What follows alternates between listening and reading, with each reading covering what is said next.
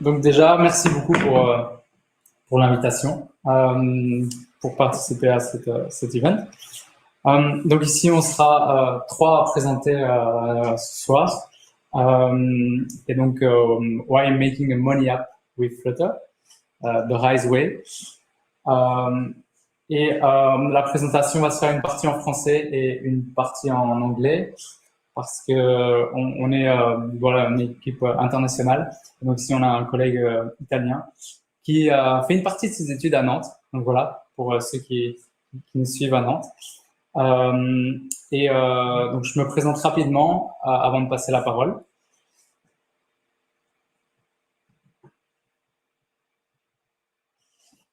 Donc moi, c'est Nicolas Jacquet. Je suis mobile ingénieur à Rise. Ça fait 1 an que j'ai commencé chez Rise et que j'ai commencé à travailler avec Flutter. Avant ça, je faisais principalement du web. Et encore avant ça, j'étais plutôt orienté design, donc un background de designer. Et du coup là, je suis beaucoup orienté sur tout ce qui est plutôt aspect UI avec Flutter, parce que ça reste vraiment là où j'ai beaucoup d'intérêt. Donc voilà, vous pouvez me trouver sur Twitter. Je suis pas trop actif, mais peut-être plus sur LinkedIn, vous me trouverez facilement. Et je passe la parole à notre collègue Xavier. My name is Severio. I'm a full stack software developer. I've been developing with Flutter for 3 years since it was released in beta. I've been working with Rise in the mobile team for more than 6 months now. I'm particularly passionate about automation, like tooling and application architecture. So I work less on the UI aspects of development at Rise and mostly on all the rest. And as Nico mentioned, unfortunately, my French is not that great, so I will be presenting in English. And thanks for the invitation. And now our CTO will present himself. So here's a whole picture. We use actually Heavy.js for the presentation for those who don't know. And here I will do something really dangerous. Is try to reload because just push new content. Yes, that is me doing breakdancing. So I'm CTO at Rise. Basically, you can find me on LinkedIn, Twitters. I initially been physician. I did physics, so I can also a bit speak in French because I started because you are speaking in English. But yes, ce que j'aime, c'est Kotlin. J'adore Kotlin. Si vous voulez me parler de Kotlin, si vous voulez me parler de backend, j'adore ces sujets et bien sûr, je suis très passionné de Flutter. Sinon, on ne serait pas ici. Donc voilà. Quelques expectations sur la présentation. On n'a pas eu tellement de temps parce que pour l'instant, on est en train de release notre application. Il est live. Vous allez avoir la démo de ce qu'est cette application. Donc, on a essayé de faire les choses bien. Donc, vous allez voir qu'on va passer peut-être sur certains sujets de façon très succincte. Donc, n'hésitez pas à poser des questions. Maintenant, qu'est-ce que Rise? Qu'est-ce qu'on essaie de faire à Rise? C'est créer ce qu'on appelle une CV generation. C'est-à-dire que notre mission principale, c'est l'éducation des jeunes. Et pour ça, on a réellement deux motos. On a d'un côté un interface enfant, là où en fait l'enfant peut gérer son argent en faisant des trade-offs. C'est ce qu'on appelle en fait chez nous apprendre en faisant. Pour ça, vous allez voir qu'on va avoir en fait une application, un spending account, là où l'enfant peut dépenser, et une savings account, là où l'enfant en fait peut sauver de l'argent, et on a plein d'autres features que Nicolas va présenter dans quelques minutes. Et de l'autre côté, en fait, on a une application parent, dans laquelle le parent va pouvoir en fait instrumenter et mettre des parentaux contrôles sur l'application enfant. Donc, on a une application en fait très safe et très contrôlée en fait par le parent. Voilà. Maintenant, la petite démo. Je laisse à Nico la parole. Donc ici, on a, donc, comme JP l'a expliqué, On a une application, mais qui en fait est splittée en deux parties. Une pour une partie donc adolescent et une partie plus contrôle pour les parents. Donc ici sur cette application-ci, vous avez la partie parents où on peut voir qu'il y a en fait toute une liste d'adolescents qui est là avec l'accès aux différentes informations, les cartes, etc. Et pas mal de contrôles. Donc là, c'est vraiment le parent qui peut venir contrôler un peu tout ce qui se passe du côté enfant. Il peut freeze une carte, il peut contrôler son montant, etc. Voir les informations des cartes, il peut contrôler les types de magasins dans lesquels il peut faire des dépenses, contrôler le montant des dépenses. Enfin, voilà, il peut contrôler vraiment l'environnement dans lequel son enfant dépense son argent. Oui, il y a énormément de fonctionnalités qu'il peut gérer. Donc là, il peut refund son compte pour pouvoir en donner à ses enfants. Et puis après, c'est plus du paramétrage, etc. Voilà, ici, il peut donc dire, voilà, je veux rajouter de l'argent à Olivia, par exemple, ce qui là ne fonctionnera pas parce qu'il n'y a plus assez d'argent sur le compte parent. Donc ça, c'est pour la partie parent. Et alors, sur l'autre interface, donc celle-ci, on a la partie adolescent. Et donc, là où on retrouve divisé en 4 parties principales. Donc, on a la première qui est le spending, donc pour tout ce qui est compte courant, je vais dire, où il retrouve juste l'information vraiment principale, le montant qu'il y a sur son compte. On a la partie savings, donc qui est plus une espèce de compte épargne, on va dire, quand il veut mettre de l'argent de côté. Alors, on a la partie où il peut trouver toutes les informations un peu plus liées à son compte et à sa carte. Donc, ici, on a une idée un peu des dépenses qui sont faites. Il peut retrouver donc par rapport à sa limite, où il en est, etc. Il peut gérer donc la carte, il peut aussi la freeze, activer le sans contact, etc., voir le code PIN, la report comme volée. Et alors, la dernière partie, où c'est saving goals. Et donc, c'est un peu comme des tirelires un peu pour certains objectifs qui se fixent, comme ici, voilà, il veut acheter des AirPods et donc il peut se fixer un objectif. Et alors, venir rajouter donc de l'argent dans cet objectif. Voilà, je pense pour la démo, on est bon. Ok, on peut passer à la suite. Maintenant, voilà un overview général de comment en fait a été conçue l'application du from top to bottom. Donc au-dessus, on voit qu'on a notre chère application en Flutter et juste en bas, en fait, on a un backend microservice qui est écrit en fait en Kotlin. Cette application Kotlin est bien sûr mise dans des conteneurs Docker. Ces conteneurs Docker sont mis et orchestrés par Kubernetes. Et Kubernetes est lui-même en fait dans AWS via en fait EKS. Et l'application en fait backend communique en fait avec l'application mobile via en fait gRPC. Et aussi les applications microservices entre eux communiquent aussi via gRPC. Et aussi vous voyez que sur les côtés on les plug un core banking system qui est en fait la Société Générale. Et en fait on a un shim, c'est la partie en fait qui est liée à la gestion de cartes. Et là, on les plug en fait à Mastercard.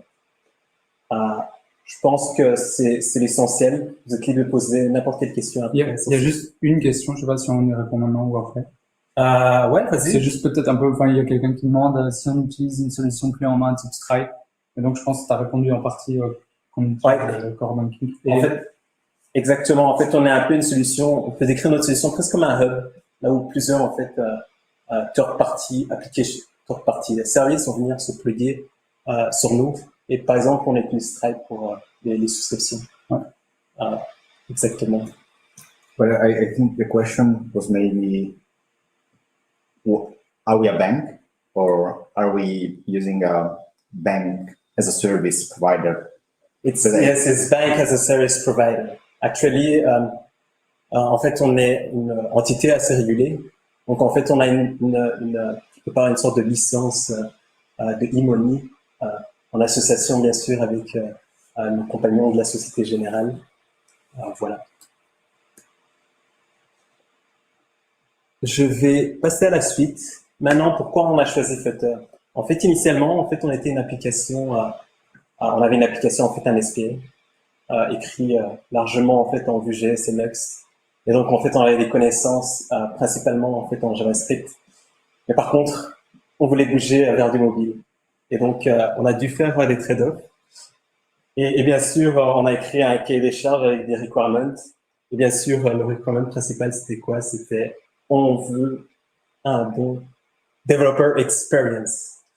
Voilà. Et pour ça, on voulait une application qui soit en fait facile à maintenir. On voulait pas avoir deux codebases Android et iOS. On voulait quelque chose de facile en fait à apprendre, quelque chose qui pouvait en fait nous permettre d'utiliser les connaissances qu'on avait déjà en fait en interne, quelque chose de facile à lire, une bonne structure, quelque chose qui peut être structuré aussi très facilement, quelque chose qui peut en fait nous aider en fait à créer les bonnes isolations, parce que vous allez voir, on est quasi obsédé par l'isolation chez nous. Bien sûr, on a failli tomber dans le spectre et dans le piège des bridges. On a failli, bien sûr, aller vers Cordova pour les raisons qu'on vous a dit. On avait des connaissances en Java, donc on a testé Cordova, on a testé Capacitor, on a même essayé le PWE. Et finalement, en fait, on a choisi Flutter tout simplement parce qu'on pouvait avoir en fait une expérience non seulement performante, mais aussi en fait immersif en termes de user experience. C'est qu'on peut plus facilement avoir accès à tout ce qui est en fait tout ce qui est natif dans une application mobile, comme la caméra, les gestures, etc. Maintenant, je vais laisser mes deux compatriotes parler plus des problèmes qu'on a rencontrés, et on voulait essentiellement parler de deux problèmes, qui est l'automation et la maintenabilité de notre application, parce que c'est des choses qui sont super importantes. Voilà, je laisse Nico parler. Oui, le premier point, donc c'est automatiser, ce qui est important, je pense, si on veut atteindre un certain niveau de qualité, de rapidité, et puis voilà, si on veut créer une vraie application, on n'a pas le choix. Et donc, la première chose, c'est tout ce qui est déploiement, qu'on veut forcément automatiser. Pourquoi? Donc, les problèmes, si on veut faire du déploiement, enfin, du build et du déploiement manuel, ça prend beaucoup de temps. Ça demande aussi beaucoup d'étapes. Et donc, toutes ces étapes sont plus de possibilités, en tout cas, d'introduire des erreurs qui sont humaines. Et donc, on veut réduire ces possibilités d'erreurs, réduire le temps qu'on passe pour les déploiements. Et alors, on avait donc au niveau des contraintes, on voulait donc pouvoir automatiser ça pour les deux plateformes principales, donc Android et iOS, avec, comme je l'ai dit, le minimum d'actions humaines, manuelles en tout cas, lors des déploiements.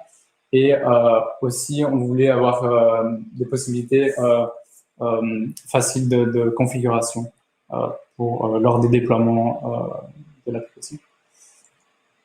Et donc, au niveau des solutions, donc on a, au niveau de l'isolation, on a utilisé donc les flavors Flutter pour pouvoir build donc différentes versions de l'app qui sont avec différentes configurations et donc liées à différents aussi back-end.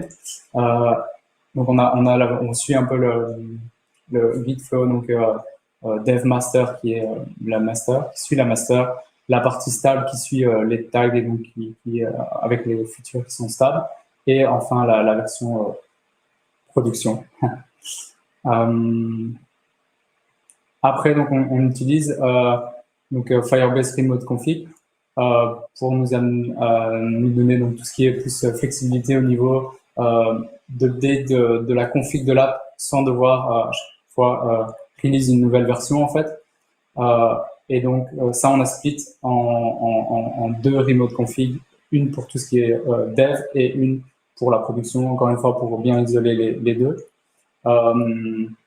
Et donc ça, on l'utilise pour, par exemple, définir les services auxquels on veut être connecté au back-end et pouvoir changer ça très rapidement et à la volée, à la demande.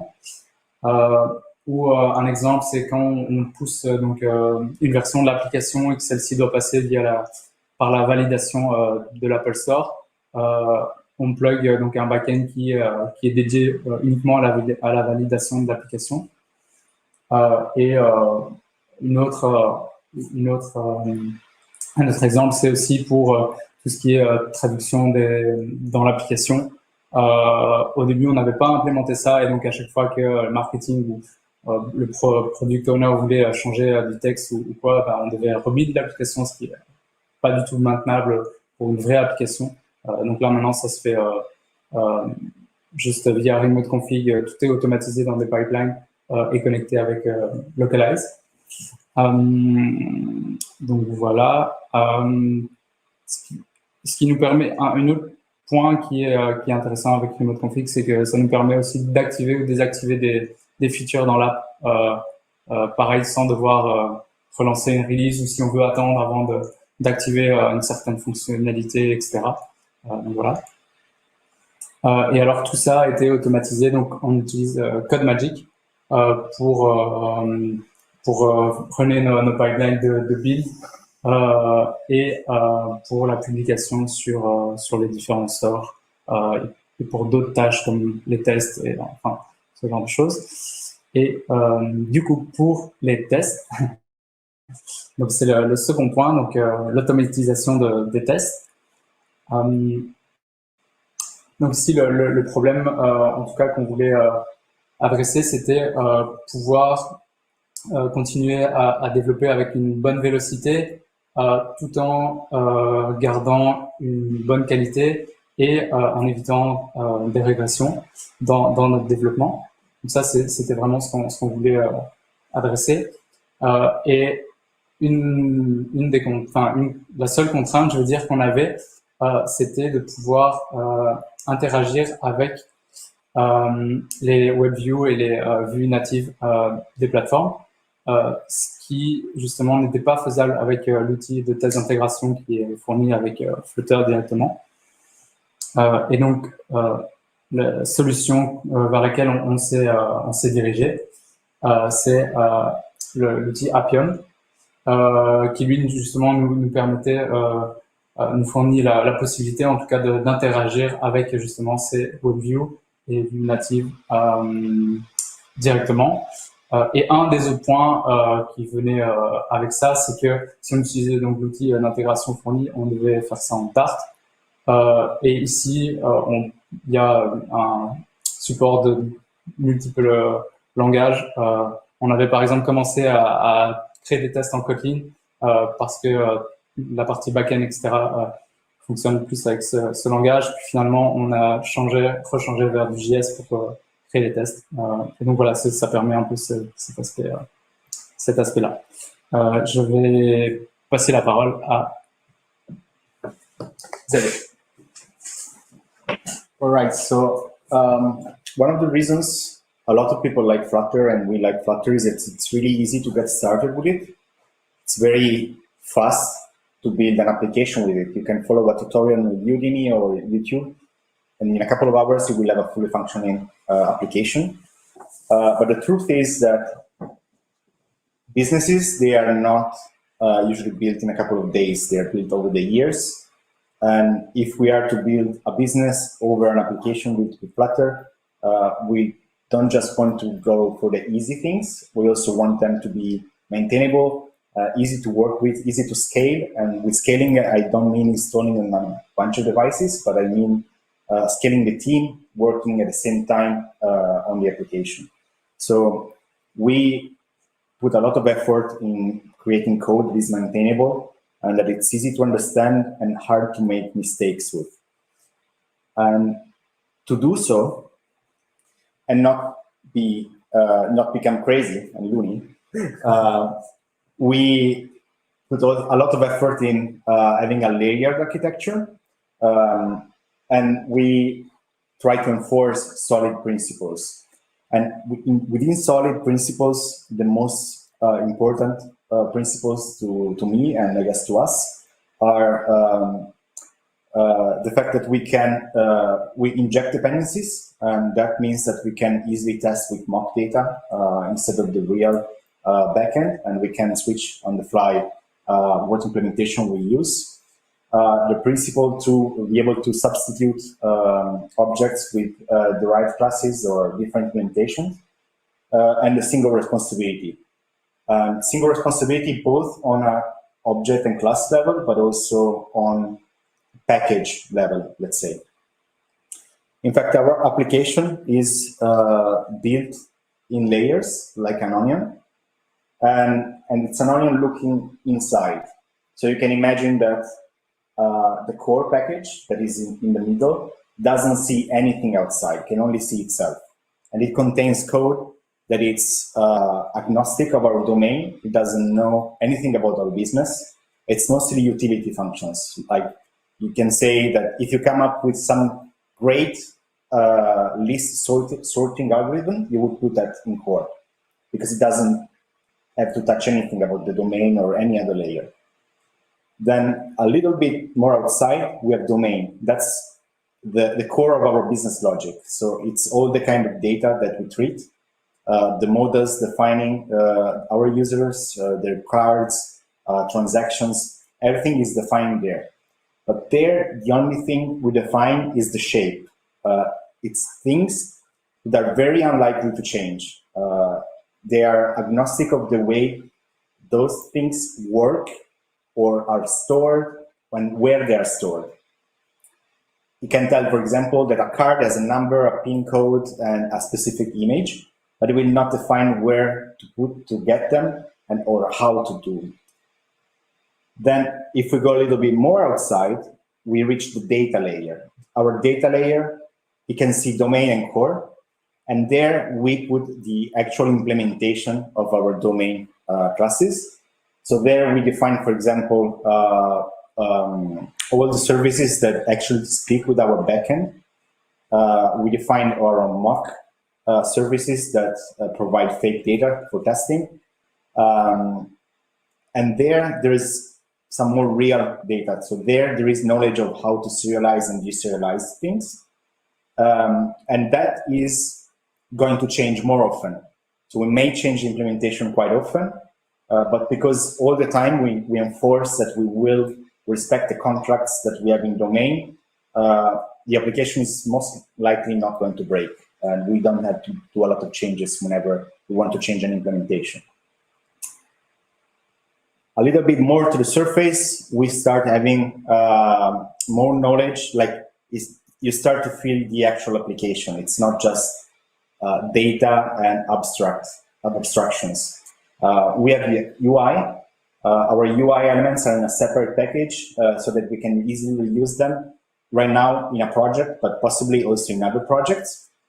And there we put everything that we can reuse, a button, style text, layouts, all this kind of stuff we put in a UI package.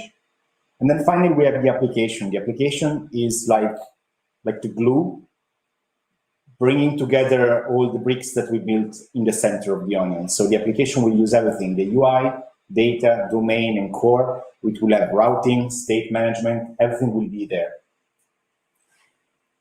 The way we do it to make sure that we never really go away from this good idea that we have and mixing things together because we need to be quick, is that every single one of these layers is a separate package and it cannot import anything that is outside. So it's not like the domain is not in the dependencies of core. So if you're working in core, you cannot assume, you cannot use anything from outside. So that means that there is no knowledge about the outer layer in the inside layer. But this also means that we have now created another problem. We have to maintain at least five different packages. And To do that, we have a monorepo, and we handle our monorepo using a beautiful tool that you can find at PubDev, and it's also used by the maintainers of the Firebase libraries for Flutter, called Melos. So Melos is a tool that allows us to run scripts also at the same time in multiple packages in the same repository. So for example, I read in the someone mentioning build runner in the chat. Multiple of these packages that we have, they depend on build runner to generate some code. We can at once run the same script in multiple packages and it will generate all the code for us. It also generates changelogs from the Git history. It allows us to automate building multiple packages at once and publish them. But most importantly, in our daily lives, if you are a user of Android Studio or IntelliJ, it also creates the configurations to be able to work on multiple projects at once, only keeping open one IDE. Because otherwise, what I used to do in the past before getting to know Melos was opening a different instance of the IDE for working on different projects. And RAM is expensive. It's much more effective to be able to work on everything at once. And these are one aspect of being maintainable and building code that is scalable and testable and mockable and all these fancy and nice words. But another very important thing that if you ever end up building a huge application over the years and with new team members joining, is that unless you go through the entire flow of the application multiple times, you are most likely not going to remember all the widgets that you have already created. And for that, first of all, we try to enforce ourselves to build widgets in a specific package so that it doesn't get muddled inside of our entire code base and it's easier to search. But then also we implement our widgets in the different use cases. For example, a button in the states that we can have. In another tool called Widgetbook. Also, this project you can find in PubDev. It's from a startup from Germany. It's open source and free to use. And what it does, it allows you to create an application for desktop. And with desktop, I mean web in desktop format or actual Linux, Windows, and Mac. That works as a showcase library where you can see all your widgets in different screen sizes and different states. You can put single widgets like a single button, or you can put full layouts. You can even change the language while you're using them. You can change the font scale factor for accessibility purposes. So that means that in an actual workflow, when working with a product and design team in a company, they don't have to build the latest cutting edge version of the app to see what's out there. And you don't need to work inside of the application and navigate through different screens to develop something. And you don't need to go through the entire code base to see at a glance if there is something that you can reuse in a new screen that you have to develop. This one is an extract from our library because it's, as you can see, we publish it for this presentation on Netlify, accessible to everyone. But the cool thing is that you can search full text here. You can see everything at once. So even if you have hundreds of widgets, it's pretty quick to see everything that you have and save time when building new features. Yeah, that was basically it about our practices to make a maintainable Flutter application for thousands of people. If you have any questions in English or French, we'd be glad to answer. But also don't forget to reach out to us if you are willing to work in a company that uses this technology and likes to produce great code that can change the life of millions of teenagers. reach out to us on LinkedIn or Twitter or our website, because we're continuously hiring, and we are also remote friendly, and I'm proof of it. So yeah, go on with the questions. Thank you. And don't forget that we have a bit of delay, because I see there's delay for questions. Okay. Because yes, the network.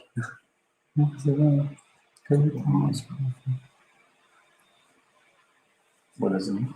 Oh, no, this is Not for us. us. Okay. So maybe we'll wait that the people on YouTube ask questions.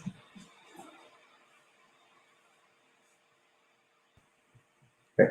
Thanks again for the invitation, and it was very clear. No questions, and it was very clear. Thanks. Ciao. Bye.